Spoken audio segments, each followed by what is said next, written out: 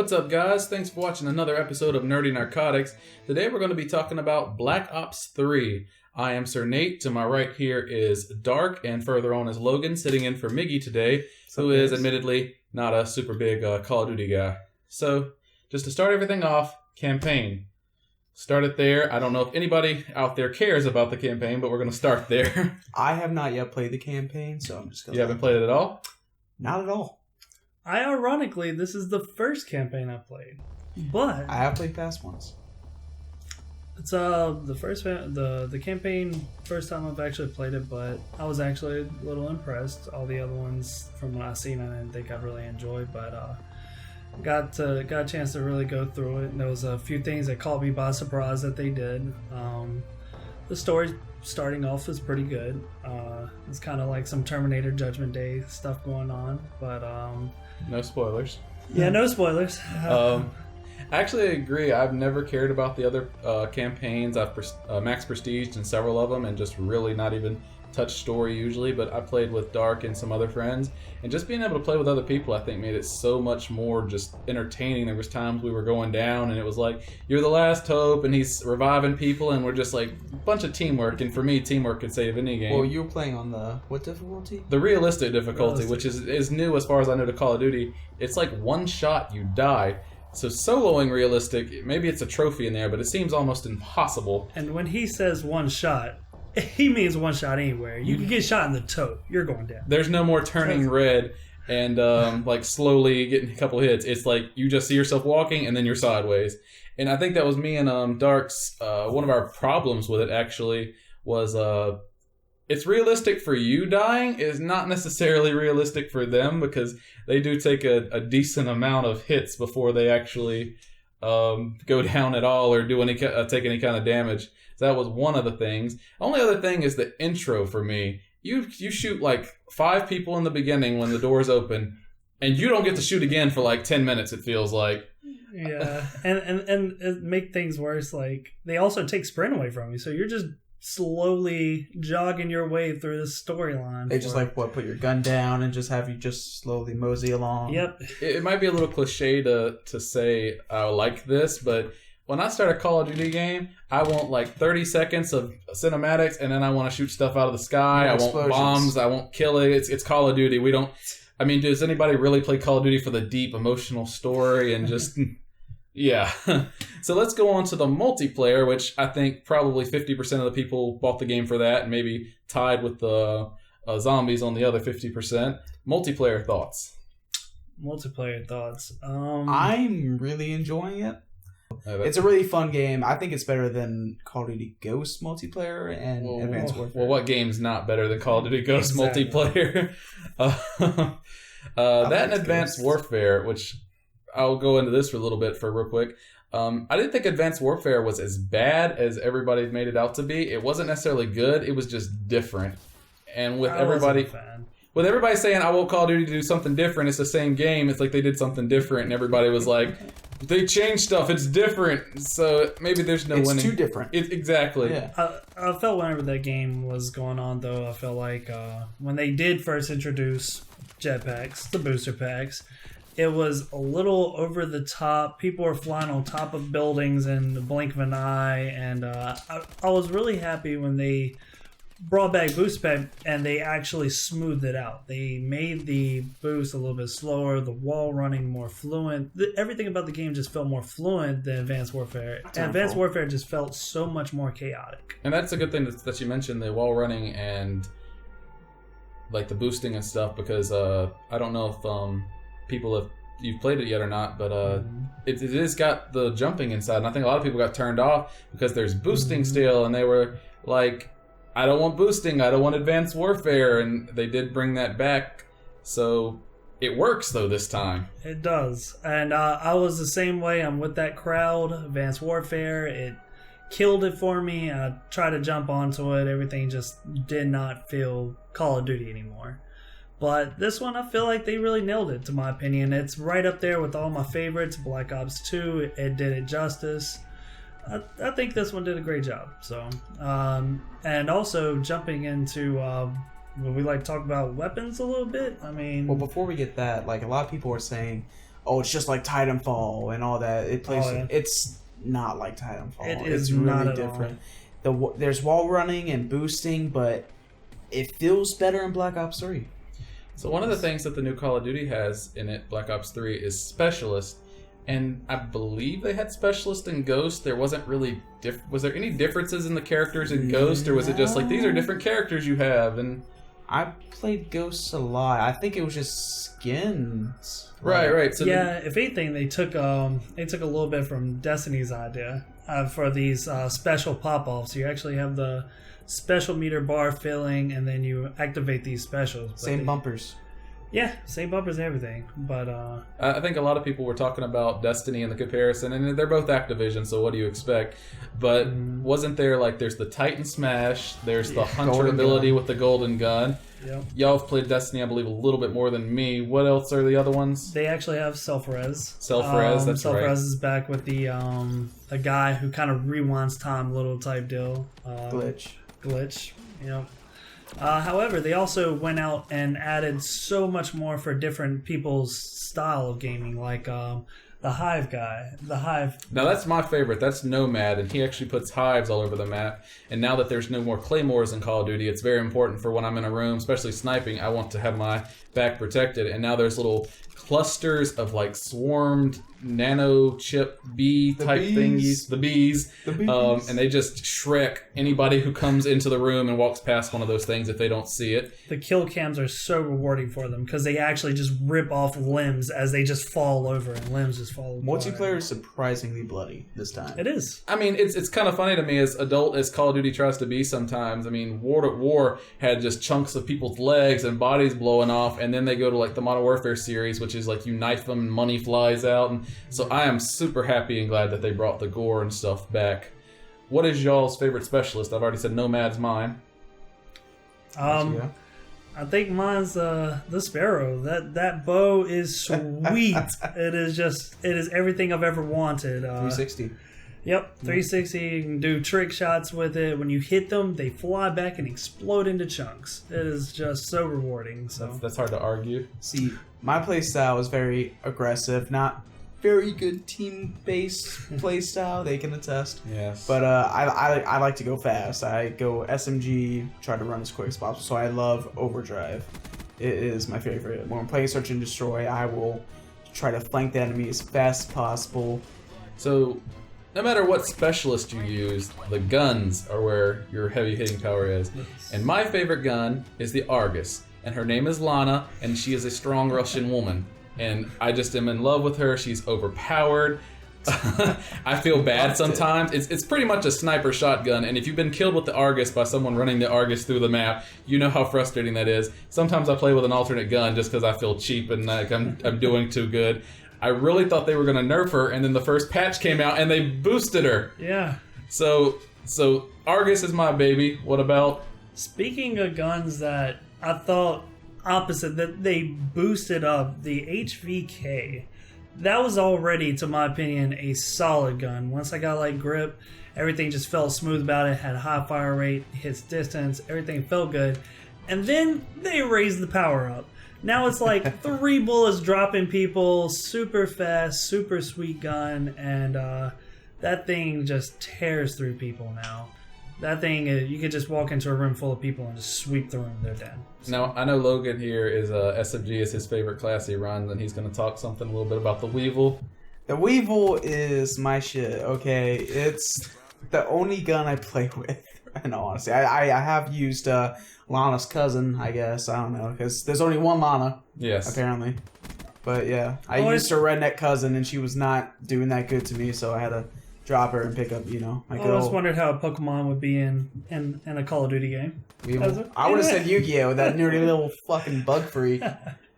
So after guns, what about the maps, guys? Because for me, Call of Duty's gotten more about realism and like a map that actually seems like some place that actually exists on Earth. And with doing that, they've taken out some of the... It's like stuff is more open, you get shot from more different angles. I think like when you go to play paintball or airsoft, the courses are designed for strategy and tactics, not necessarily to be a real life situation. So the last couple Call of Duties for me, I've not liked many of the maps. Well, how do y'all feel about the new ones for Black Ops 3? There aren't many maps I'm like, fuck, is this map again? Yeah. Unless I play them 4 times in a row, which does happen kind of often, actually. Call of Duty did that well because like they don't go away. Like it used to be, you got one map, you got a chance to revote it, and then that was it. You got 2 times, and obviously in Black Ops 2, Hijacked came up, and you just kept playing Hijacked until it was over. That's true. Yeah, on this one, you know, of course people are going to have their favorite maps, but this one has so much diversity. Like, not everybody sees one map up and is like, always click that one. It's like everybody's okay with pretty much every map because they did a great job on these maps. And I think it's funny, but also they did something that's out of the ordinary for Call of Duty. Who else thought they immediately died when they landed in the water? When they first played and then found out you could start swimming around. You like shooting and do. I mean, there's an actual like you can do underwater combat and stuff, and it's very much a tactic to just go underwater and shoot people. You can even be better than in Camping that. bitches. And I guess the last thing to talk about on multiplayer would be the shortcomings. If you feel like there's any just resounding shortcomings, for me, I like prestiging. I always go max prestige on the game. I need more custom classes because I like to make several varying styles. Even though I play with Lana, I get tired and want to do some other stuff. And when you prestige on this game, like the stuff that you need is like max level. So you might use your prestige token, but I mean, what is it? Dead Silence is 50. There's the hijack, the jammer thing. What is it called? The blackjack, is it? Black Hat. Black Hat. Black Hat. Yeah. It's like 54. You get it for one level, you prestige, and I don't know if in the game I've ever used the Black Hat. I've never seen anyone use the Black Hat. Because everybody's done prestige and gets it for one level, so I mean, what's the... And I wish that Call of Duty, I remember back on the older games, it was kind of the same thing. It's like, you should never get Claymores at 50. Claymores are deadly and they protect your back, and... So that was my biggest shortcomings. Anybody, y'all have something else maybe? For me, I was kind of surprised. Like, it could be that I'm not used to it yet, but the spawn swaps are so intense on this. Absolutely. You can have your whole team back in your spawn. You're not safe. Like, an enemy can spawn back there and start shooting you in the back. Or midway through. Yep. You're just not safe from those spawns at all. There's no, you know, you can have an idea of where they might spawn, but it could be anywhere. My biggest problem with Ghost, and one thing that got me enraged and stopped playing, was that people would spawn behind me, or I would spawn in front of their gun.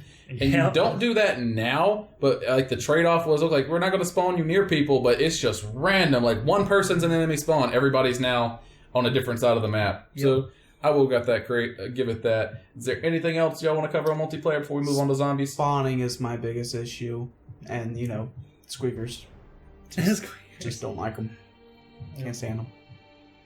True that. There's some cool ones, but you know, most of them are just... I will say one other thing that kind of bothers me a little bit is that that there is a few guns out there. I understand it's still hard to like level out every gun to make them all playable, but there is a lot of guns that are just so good that they're overshadowing everything else. So a lot of people just aren't running multiple different guns because very few that are just really powerhouses. That's a good point. Like, if you get the Argus unlocked, you don't need another shotgun. Exactly. For me, if you get the Vesper, for him, the Weevil, I mean, there's some guns, the Pharaoh, I don't know if I've ever used more than once to say it sucked and that was it.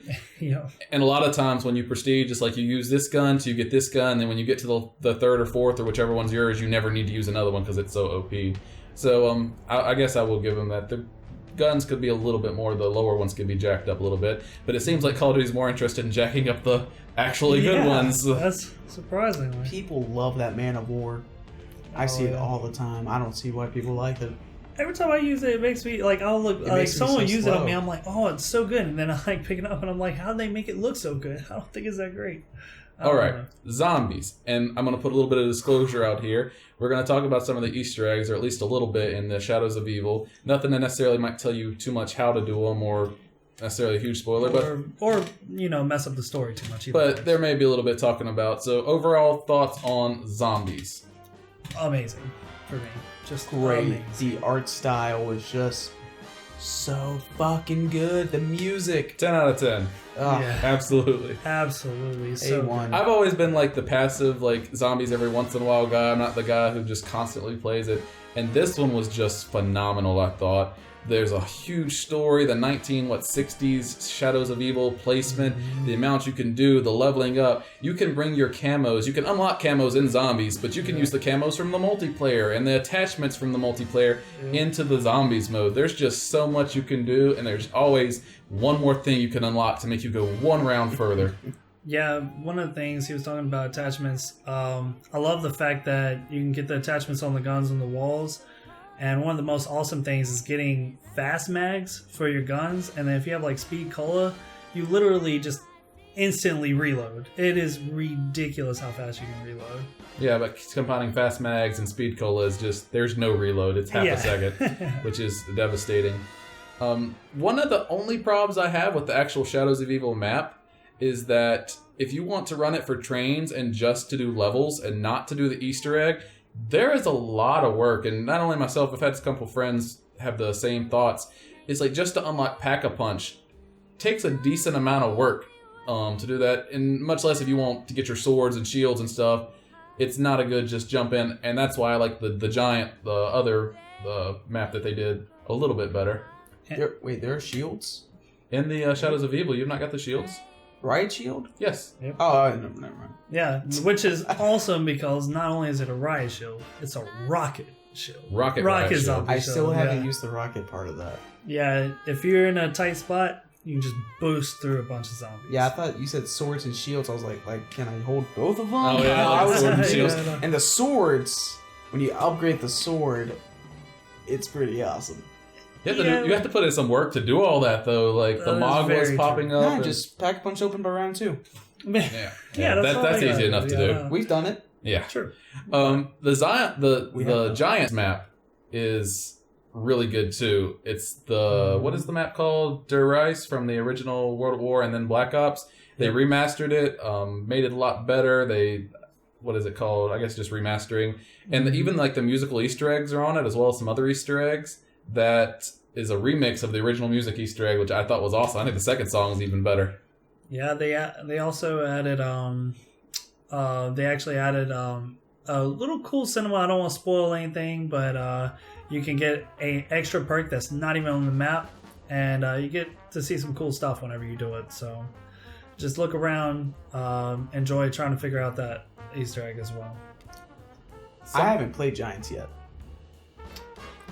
Also, another cool thing about Giants, I really do like the fact that map, you can have a couple different play styles. There's enough room for people to run if they like running trains, and there's also a place where you can post up if you like to post up with your friends and try to make it through the waves and stuff like that. So you can actually have two different styles, and it's quick and easy to jump into. Like he was saying with what was the zombie map called again? Shadows of Evil.